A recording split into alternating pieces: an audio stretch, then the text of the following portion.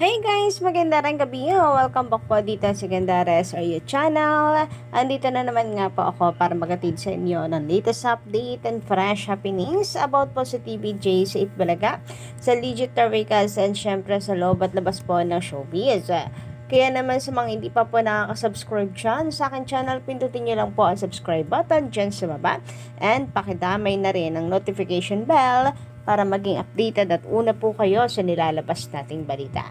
Anyway, sa mga nandito ngayon, shoutout po sa inyo at magandarang gabi. Ang mainit nating pag-uusapan ay patungkol po dito sa selda ng kahapon na inere na po kanina after ng babala. Huwag kayong ganon. So, grabe. Maikli lang din pala na yung mga roles dito. Kagaya ni Boss Joey, ni Karen, ni Mr. Cutie. Maikli lang sila, guys. And pati nga po si Kuya Wally, para medyo maikli lang.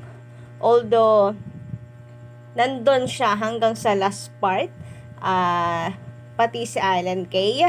Pero, nagulat ako na pinakang bida pala dito ay si Mama Pao or si Paulo Ballesteros. Kasi ang buong akala ko ay si Boss Joey.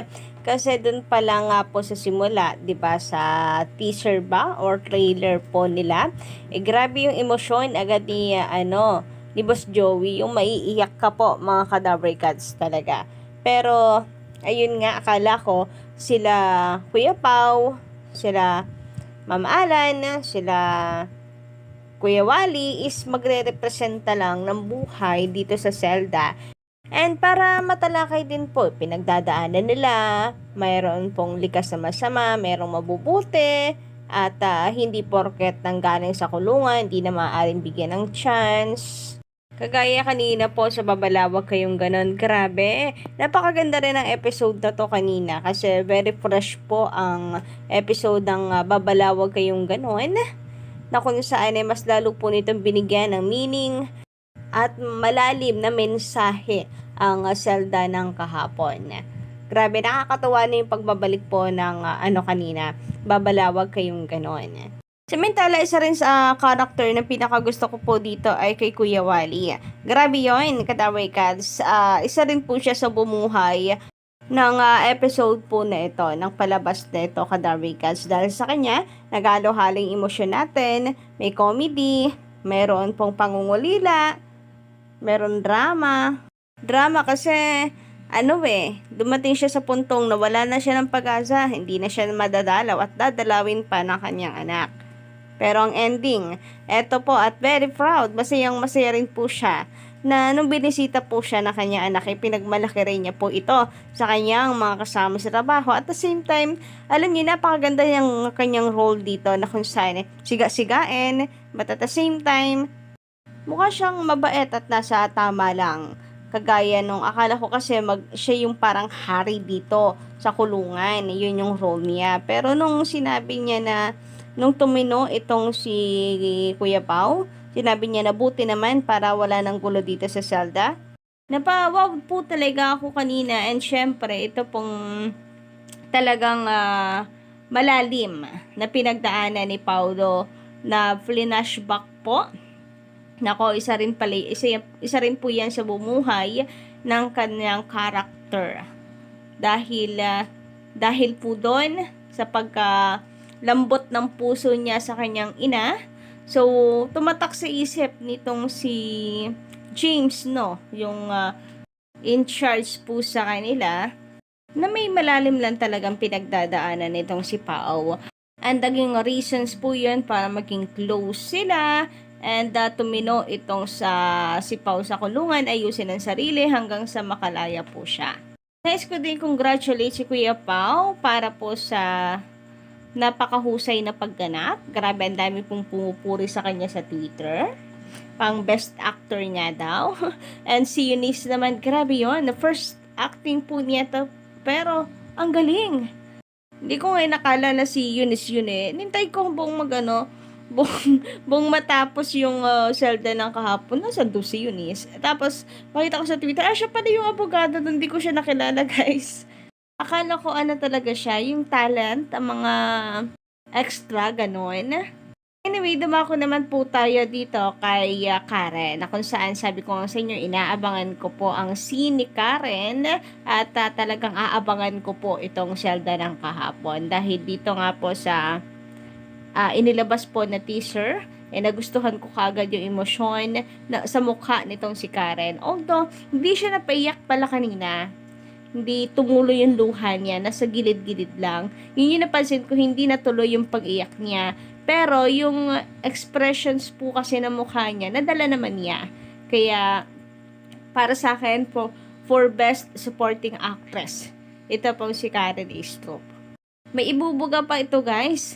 Konting expose lang po talaga sa kanya sa acting.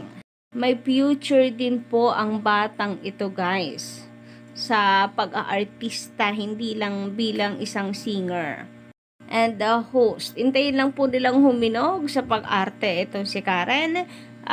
I bet, guys, meron po siyang ibubuga talaga kadabi, guys. Looking forward na po siyang sunod na maging teen queen. Grabe nga yun. So, kung mababasa nga ninyo dito, nagulat po ako dahil ganun din yung nakita po ng mga Kadaver Gods natin dito kay Karen. Kasi akala ko ako lang ang nakakakita nitong magandang ibinigay ni Karen sa kanyang first acting. Sabi dito, si Karen is a very promising din. Ang ganda pala ng Zelda ng kahapon. The Paulo Ballesteros, such an underrated actor kahit not in drag, apakahusay pa rin. Ito pa, guys, nadala ako kay Karen kahit hindi tumululuhan niya. Ang umilid lang sa mata, pero ramdam ko yung emosyon. Very promising. Pag ibabad pa to sa aktingan, mas gagaling pa to. Yan yung sinasabi ko sa inyo, guys. Dinali niya sa emosyon po ng mukha. Yung sinasabi ko expression kasi hindi po halatang trying hard. Hindi halatang pilit na magmukhang kawawa lang. Natural reaction po yung nakikita ko sa mukha niya. Yun lang talagang hindi tumulo yung luha niya. Yun lang. Sayang. Sayang yun, Karen, kung napush pa sana.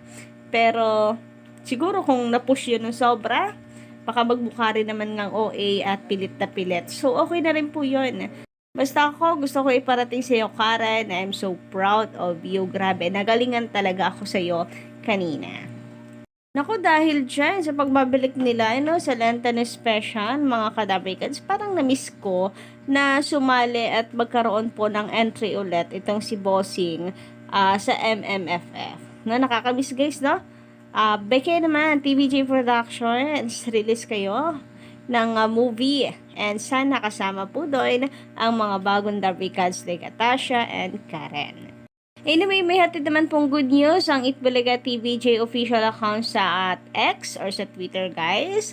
Para po sa lahat ng mga hindi nakapanood ng Lenten Special kanina dahil Lunes na Lunes, for sure marami po ang busy sa trabaho.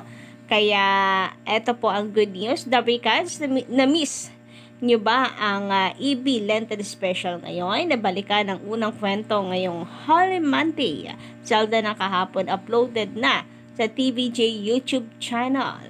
So ayan, para sa mga hindi pa nakapanood kanina, available na rin po yan ngayon ang full episode ng Zelda na kahapon sa TVJ YouTube channel. Anyway, sa ngayon, ang kayabangan po ng kapamilya fans ay hindi po maawat-awat pagkat nananatili na sila po yung nagyayabang sapagkat number 1 daw sila sa online views. So, talo daw po ng Showtime ang pinaghandaang Lenten Special ng Itbulaga ayon po sa kanila. So, meron mga silang nilapag kung saan makikita doon ang online views ng It's Showtime na hindi po natin itatanggi na mataas. Pero I'm hoping, guys, na bumawi po tayo sa television, Sana marami po ang nanood at nakatutok sa television and doon tayo magkakaalaman kung sino ang tunay na number 1. Lalo na at first episode po ito ng Lenten Special after 5 years po ng pamamahinga nila sa paggawa ng Lenten Special because of nagdaang pandemic. Kung hindi man ng mga Kadabrikans, dahil sabi ko nga Lunes na Lunes, marami pong may trabaho. Syempre kapag Lunes, hindi pwedeng ipagpaliban yan. Lalo na kapag contractual ka. Naku, napakalaking ano po yan. Problema kapag Lunes ka mismo umabsent talaga. Pero hindi ako nawawala ng pag-asa, guys. Kasi for sure marami po ang nakatutok sa telebisyon kagaya ko. Hindi na ako nakapag-online kanina. Sa TV lang po ako nakatutok kasi tinitingnan ko din yung haba ng commercials. Grabe ang haba, no? Bukod po doon, yung mga brands. Grabe, ang lalaking brand po talaga ng mga kinomercial kanina sa sa Eat Bulaga. Meron pa ang kotse. For sure malaki ang bayad po noon para mag-commercial sa Eat Bulaga. Pero kung biguman po tayo ngayong araw ng Lunes, baka po sa Martes, guys, ayan, marami din pong fans si Maine Mendoza na nakaabang na dahil parang ang susunod po ay ito pong Love Thy Neighbor nila Maine Mendoza and Tito Sen. And this time, I think kay Mayor Jose Manalo naman po iikot ang kwento. So, yun lang po muna guys sa aking update para po sa gabing ito. Don't forget to click the subscribe button and notification bell para po sa iba pang balita. Salamat!